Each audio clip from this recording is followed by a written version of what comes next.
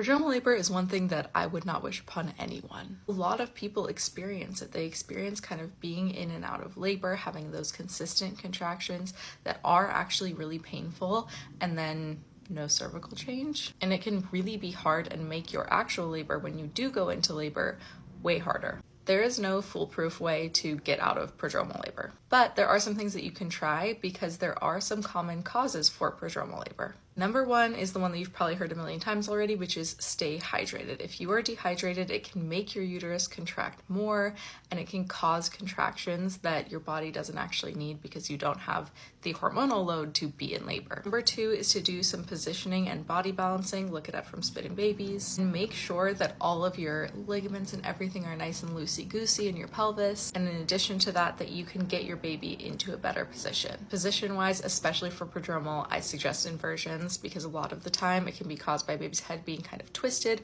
or off to one side asynclitic. And the last thing that I would suggest is give up on getting this to be real labor. I see so much that when people are in prodromal labor, they just want that to turn into active labor. And while of course that is our end goal, the problem is that it's really hard to get prodromal to turn into active labor. And instead, what we can focus on is getting prodromal to turn into rest. No contractions, or contractions that are much less intense that you can sleep through.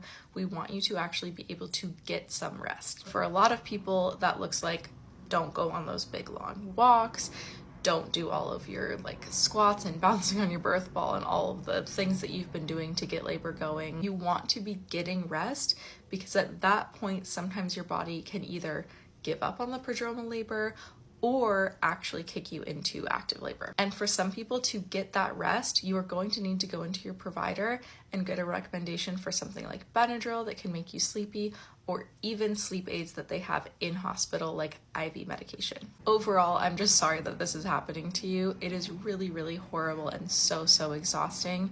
Give yourself a break. Stop trying the things to make it worse. Try to make it slow down.